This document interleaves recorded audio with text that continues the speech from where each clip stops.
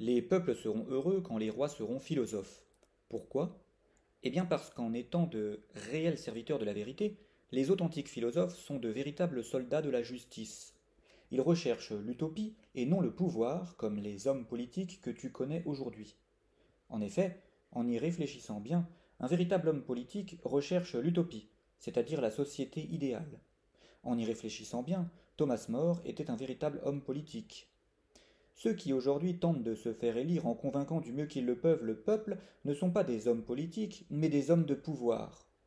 Mais comme le peuple, dans sa grande majorité, dort, c'est-à-dire jouit d'un moi qui pense, qui doute, faible, il ne s'en rend pas compte. Le véritable homme politique se moque du pouvoir, il veut rejoindre l'utopie, et par conséquent, il médite sur cette dernière. Il pense.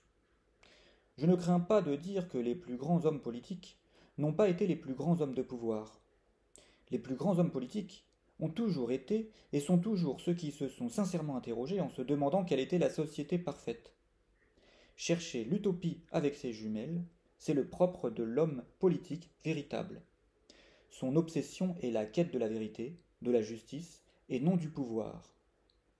Napoléon était un joueur d'échecs, un fin et intelligent stratège. Il a joué pour avoir le pouvoir et il a gagné. Platon était un penseur. Il s'est par conséquent interrogé sur la société idéale. De ces deux hommes, le véritable homme politique, c'était Platon. Le premier était un homme de pouvoir. Un homme politique véritable ne réfléchit pas sur les moyens d'obtention du pouvoir, ni même sur la manière de le garder une fois obtenu. Il se concentre sur les moyens d'améliorer la société afin de s'approcher de la meilleure société possible.